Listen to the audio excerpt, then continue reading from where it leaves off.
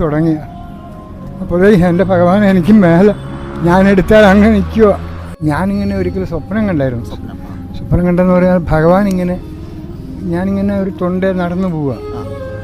അപ്പോൾ ഭഗവാൻ ഇങ്ങനെ തൊണ്ടിൻ്റെ ഈ കയ്യാളുടെ മുകളിൽ എൻ്റെ കയ്യിലോട്ട് ഇങ്ങനെ ചാടി വരാനായിട്ട് തുടങ്ങി. അപ്പോഴേ എൻ്റെ ഭഗവാൻ എനിക്ക് മേലെ ഞാനെടുത്താൽ അങ്ങനെ നിൽക്കുക. എടുത്ത് അങ്ങനെ താങ്ങാൻ എനിക്ക് പറ്റിയല്ലെന്ന് പറഞ്ഞു. അങ്ങനെ ഒരു അനുഭവം ഭഗവാൻ പിന്നെ ഓരോ കാര്യങ്ങളും അങ്ങനെ എനിക്ക് കൊണ്ടുത്തരും. ഇന്നല്ലേ നാളെ 10 രൂപ വേണമെന്ന് വെച്ചാൽ എവിടെയെങ്കിലും കൊണ്ടുത്തരും ആൾക്കാർ.